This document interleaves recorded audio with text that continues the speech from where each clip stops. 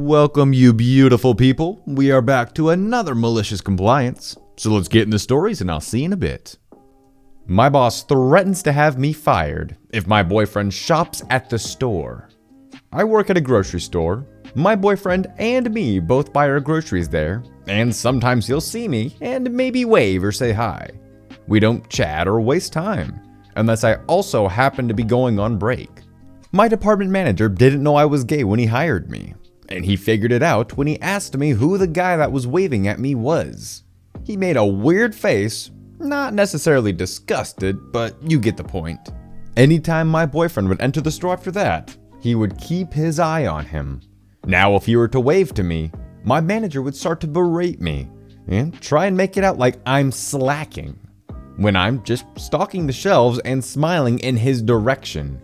Nothing bad at all. He didn't care at all prior to learning he's my boyfriend.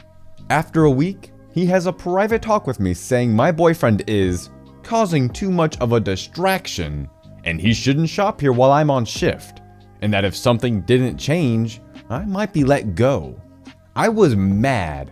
Told my boyfriend about it. He was even more mad. I didn't really want to make a big deal out of it though. This is a temporary job. Probably won't even have it longer than a year or two. So I decided to prank my manager instead of getting into big legal or corporate stuff. We have other gay friends that shop there. Crazy enough, we look just like regular people, so no one would realize, including my manager. Sure, my boyfriend won't shop there. But what about other gay people? That shouldn't matter. He just doesn't want my SO distracting me at work. So I mentioned what happened to my 5 friends, who mentioned it to their friends, and so on. My next shift, I bore witness to 30 extremely flamboyant and openly gay men and women flaunting their sexuality in the store. My manager was trying to hide in the back room, but every customer needs manager's assistance for the more mundane questions. He ended up going home early, but after that shock, he actually stopped berating me for the past couple of months. He might just be happy that I'm not very open about my sexuality, so he chooses to ignore it. Tell me to find another job after asking for a raise? Will do. Got my first permanent gig when I was 20. Fast forward 5 years, and I'm practically running the place with just the general manager and the assistant manager above me. The GM leaves, so the assistant manager takes over naturally. I waited 5 weeks for the owner to promote me to assistant manager. It never came. Yet, my list of responsibilities grew and grew. We never hired anyone to take on my role, and we never hired anyone to replace another coworker who had left a few months prior. We are so badly understaffed that it got to the point where if I didn't show up to work, the only person that could open the business was the owner himself. That was not standard, and he's semi-retired for 20 years. He only comes in to check on things and pay the bills. About 5 hours a week at his desk. I'm currently making $12 an hour. I told him I wanted $15 an hour. Not unreasonable, considering the general manager was making $20 an hour and the assistant manager was making $18 an hour. Both with full health insurance benefits. I was not receiving health insurance through the business at the time. Anyway, it took my boss 5 weeks to get back to me. He kept ducking me. If you're keeping track, it's now been 10 weeks since the general manager left, and I still don't have a raise.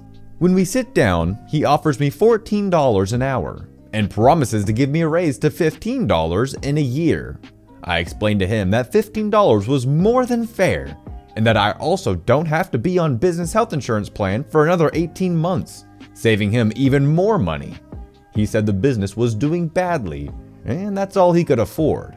For the record, the business was doing poorly compared to the previous year, but $75K or so had just cleared up on his payroll, so cry me a damn river. I told him Walmart is hiring cashiers for $13 an hour, Target for $14 an hour, and another supermarket chain for $14. We're on the coast where living wage is $19 plus an hour, so don't you crap your britches Midwestern/Southern peeps. I flat out said, Why would I want to keep managing a business for $14 an hour where I can stock shelves at the grocery store for $14? He kept his cool for the most part, but was visibly upset. He said, "Look, we just don't have that much money here. If you want to make that much, then go work for those people." Malicious compliance it is. Okay, you got it. I gave him an extremely generous 60-day notice. I needed to save a little more money, and I didn't want to leave my coworkers hanging. I also wanted to see if he'd budge. He didn't. During this time, I expected to train new employees. It never happened. He never hired anyone. Fast forward a few weeks after I'm gone. He now has to work at the business himself to make up for my hours. He's now clocking in 20 hours a week after going 20 years without working a 9 to 5. My old coworker tells me he's miserable. I feel kind of bad because at the end of the day, he was a nice enough person, but I'm not gonna let myself get taken advantage of. Anyway, they called me just a few days ago and wanted to know if I want to work the summer, our busy season. I said I have 5 years of experience in the field and left as an acting assistant manager. If you want to hire me seasonally, you're gonna have to pay me $17.50 an hour. The manager told me they couldn't afford that much. I said if you want to hire a high school kid for minimum wage during the busy season, then go for it. Have fun training them. If you want to hire someone with years of experience that doesn't need to be trained, you'll have to pay me $17.50 an hour. They never got back to me. I'm currently making $18 an hour at another small business. Maybe you shouldn't tell a valuable employee to find another job when they ask for a reasonable raise. They're a loss. Got used for free photography? Made sure a special friend was included. I'm not a professional photographer, but I do have decent equipment and portfolio, so a lot of friends will hit me up for discount photo shoots. Most of them pay, or at least buy me dinner, but others expect me to do it for free. I'm close with my ex-boyfriend's family, so I was thrilled when his younger sister asked me to come to their prom pictures earlier this month. Until she told me to bring the camera. I did mention to her that I'm doing online school and I have an exam due that week, so the pictures might not be ready for another week. She was fine with that. Within 2 hours of taking pictures of half a dozen high school students, I ended up with 300 plus shots because everyone wanted the perfect Instagram shot. Whatever. I can go home, study, and slowly work on sorting through the pictures later. They're not paying me, so I wasn't exactly motivated either. I get a text from her and her mom that night around 11 p.m. They wanted the pictures edited and uploaded by the next morning so they could be shown off on social media. I tried to explain that I'm studying, but they weren't having it. They said, "We don't care how you edit it, just make it look nice." Fine. I spend the next 3+ hours working on the pictures and editing them really nice that even I was proud of. Then I hid Shrek into the background of every single picture. Shrek with his head poking out between the kids. Shrek posing happily. Shrek had a very nice time at prom evidently. I uploaded the pictures and sent them off. No one noticed the extra guest for weeks. And I got my ear chewed out because X's sister didn't appreciate her 900 followers on Instagram seeing Shrek grinning between her and her boyfriend.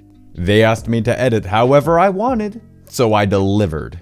Shrek was one of my best clients I've ever had. 10 cents? We have a toll highway that reads your plate and sends you a bill. Sometimes it's just faster to take this route and bypass the major metropolitan city when going to visit the in-laws. This story takes place about 8 years ago. Hubby works for a print shop and frequently had to fill contracts for specific types of paper, specific color combos, you get the idea. Hubby was working his way up from machine handler grunt to management, so he was learning cost ratios for certain types of orders. On to the story. We make a run up to his hometown and use the toll road. 4 weeks later, we get the bill. Printed on vellum linen stock with 3-color print for the header. Same print and paper for the envelope. Hubby puts the bill aside until payday, goes online and pays the bill. He calculates the interest and includes that in the payment. 4 weeks later, we get another envelope. We assume it's the statement showing a $0.00 balance. Nope, 10 cents still owing. So as most businesses will write off the pennies, we ignore it. 4 weeks later, we get another envelope. Second warning, still only 10 cents. 4 weeks later, you guessed it, third warning. Now hubby calls and talks to them. Oh, sir, sorry. We'll take care of that. It's a computer issue. 4 weeks later, yes, final warning. Pay now or risk collections actions. All of this is on high quality vellum linen stock with tricolor print. Enter MC. Hubby gets in car and drives to the office that manages the tollway.